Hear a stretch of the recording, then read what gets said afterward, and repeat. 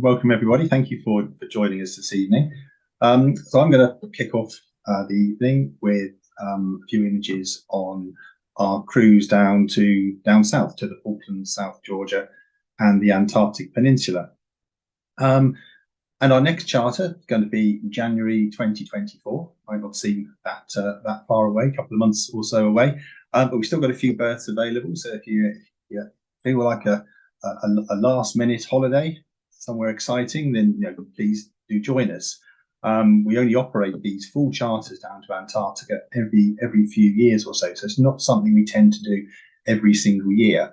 So if you're particularly keen on seeing the penguins and the albatrosses of the region, then please do join us in January 24. But the cruise that we operate is an 18-night voyage. It's a 23-day holiday in total. We fly from the UK, of course, down to Buenos Aires in Argentina, the capital of Argentina, and then from there take a flight down to Ushuaia, the southernmost city in the world, down on the southern tip of Argentina and Tierra del Fuego. We hop on our ship there. I'll show you the details of the ship in a bit. If you're tedious. And we cruise out to the Falkland Islands, across to South Georgia, and then down to the Antarctic Peninsula before completing the circuit over the infamous Drake Passage and back to Ushuaia. For our first port of call, where we spend our first night, is in Ushuaia. It's the southernmost city in the world, backed by the jagged peaks of the Andes Mountains. And it's a lovely little town, really very attractive setting. We'll take you into the Tierra del Fuego National Park for a morning to admire the spectacular scenery down here. The mountains are covered in the southern beach, home to some really lovely birds, such as the thorn-tailed rayadito. Along the coast, you'll see the beautiful kelp goose. The males are snowy white, like this one here. The females are a more intricately patterned chocolate colour. And if you're very lucky, maybe the Magellanic woodpecker as well, one of the largest and most spectacular woodpeckers in the world, and they are a real sought after bird that our groups quite often see. So the cruise was going to be escorted by 4 Naturetrek tour leaders, along with the expedition staff, 2 of which are actually with us tonight. There's Sarah Frost, who you just met, and Tim Melling as well. The other 2 guides will be Richard Bashford and Mike Crew, and they will have all the wildlife covered. They're great on their birds, cetaceans. Mike's a great botanist as well, so particularly keen on botany, then stick close to him. So we'll have all the wildlife covered on the cruise. As well as Magellanic woodpecker, we're hoping to see Andean condor as well down in the Tierra del Fuego National Park. And after a morning and early afternoon exploring the park, we head on down to the dock and board our ship for the next 18 nights. And the ship that we use, and one that we always use down in Antarctica, we use up in Spitsbergen as well, is the MV Ortelius. We, as Sarah mentioned, we don't go for the massive hundreds and hundreds of passengers, thousands of passengers cruise liners. We go for the smaller, more intimate ships. The Ortelius just takes just over 100 people. Ice strengthened. There's enough zodiac so everybody can go on shore at the same time. So there's no queuing up and waiting to take your turn. Got a nice range of different cabins. It's not a luxurious ship, but it's very comfortable. On the top left, we've got the cabin with porthole. Bottom left, the cabin with window. Top right, superior, and in the dining room. And they serve excellent food and can cater for all different dietary needs. The other great thing about the Ortelius is that it's got a lot of open deck space. So we're always out on front. The tour leaders will always be out pointing out the birds and whales and dolphins and looking at the landscapes. So there's lots of areas to go out and enjoy the amazing views and the incredible wildlife. And it's ice strengthened as well, so we can go in or near the pack ice if needs be. So it's a very comfortable, very practical ship. that we found is perfect for our expedition needs. So as I mentioned, the route down to the Falklands, Grytviken in South Georgia, and then we're not actually stopping at the South Orkney Islands, but I'll mention that the reason for that in a bit. Then down to the Antarctic Peninsula and back home, and that's an 18-night circuit. So we now have our provisional itinerary for our cruise next year. This, of course, is, as always with expedition cruising, it's subject to the weather and ice conditions and various other factors. But we've actually got a really nice itinerary confirmed now for next year, visiting the key spots that we really wanted to include on our trip. And our trips are focused, of course, on the wildlife and on the landscapes and on the natural history. So after departing Ushuaia, we crossed to the Falklands. We've actually got a bonus landing on Grand Jason this year, so something we've not managed to do in the past, home to breeding black-browed albatrosses. Then we've got Carcass Island, Saunders Island, and Port Stanley on the Falklands. We cross to South Georgia, where we stop at Grytviken, Ocean Harbour, the huge penguin colonies at Gold Harbour and St Andrews Bay, and then we head down towards the Antarctic Peninsula. We've got a stop at Elephant Island as well, which is a really very exciting place, which is an island to the north of the Antarctic Peninsula, very famous for where Shackleton left his men when he made that crossing from the Antarctic Peninsula over to South Georgia. So his men were stranded on Elephant Island for the winter. But it's also great for wildlife as well.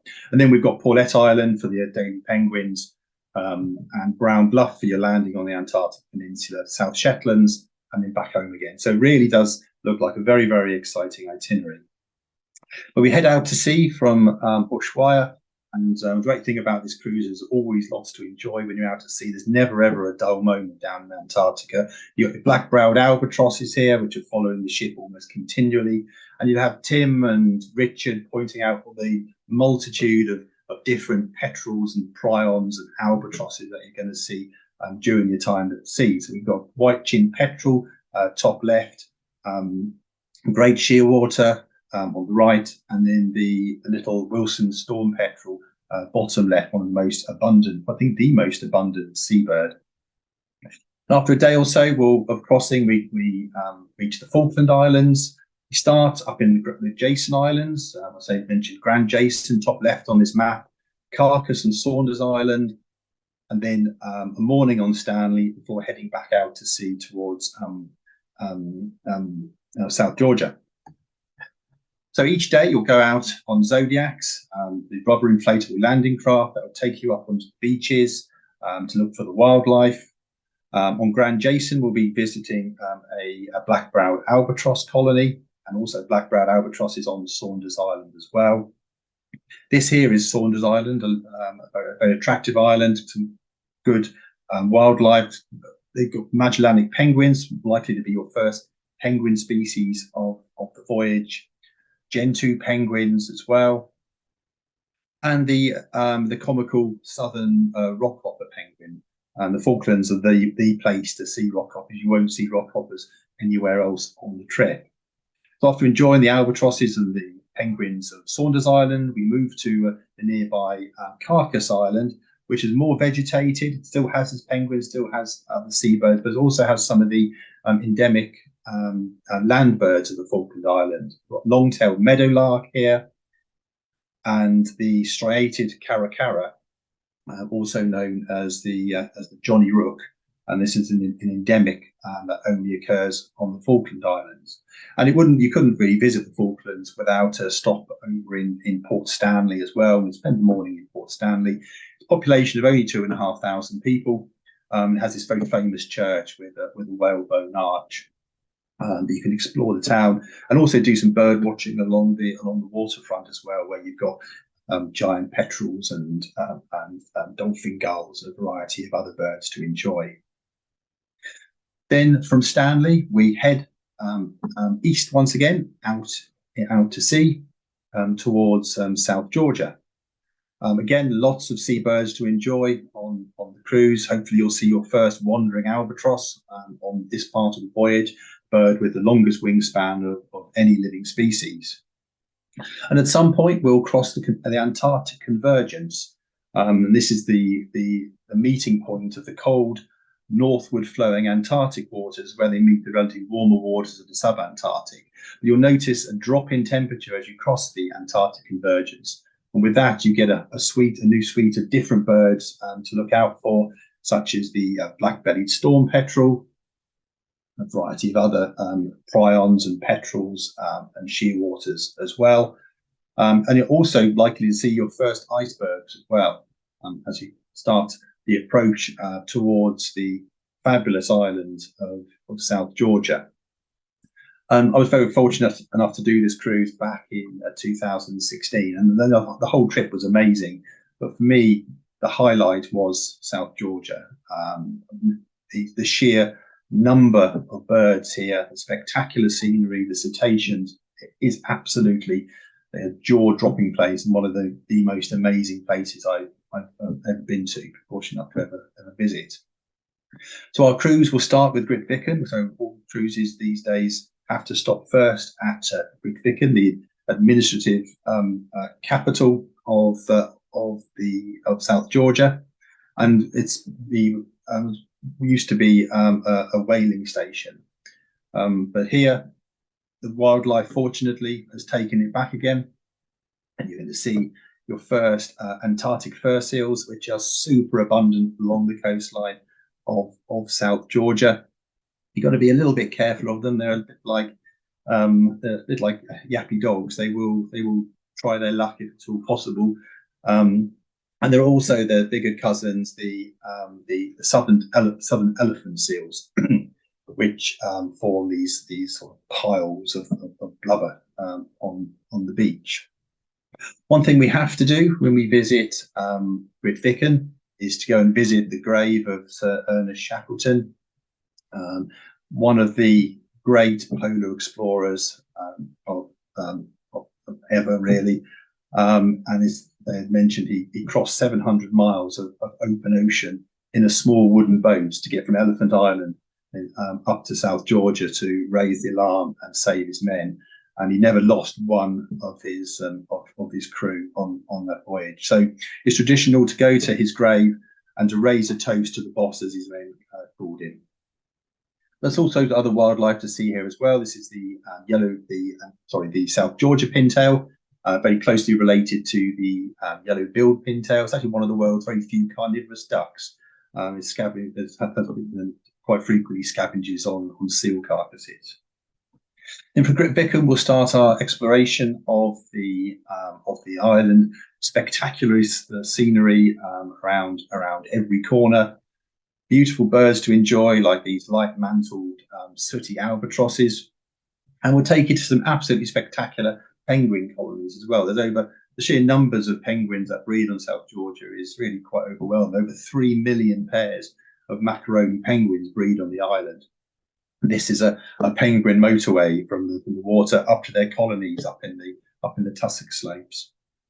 Wherever you've got the penguin colonies, you've got plenty of giant petrels, known as stinkers. These are the vultures of Antarctica. Quite difficult to separate the two of them. They're quite variable in plumage, but the southern giant petrel has a yellowish green tip to the bill, and the northern giant petrel has a dark reddish tip. So this one here is a northern giant petrel.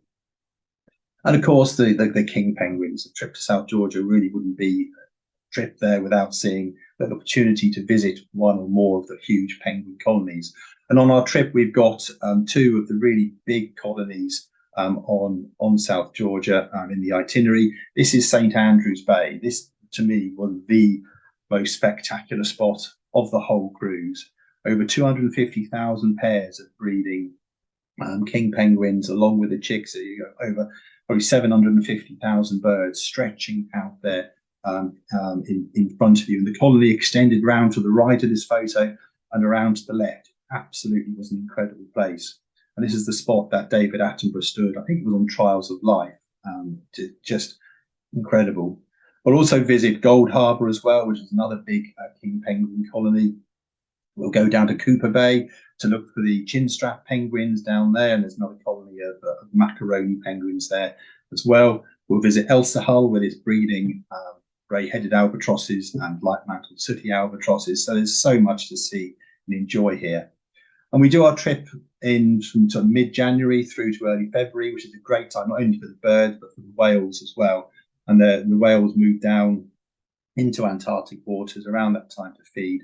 And South Georgia in particular is very rich for whale. This is a breaching southern right whale. We're also hoping to see humpback and fins and Antarctic minke and a variety of others as well.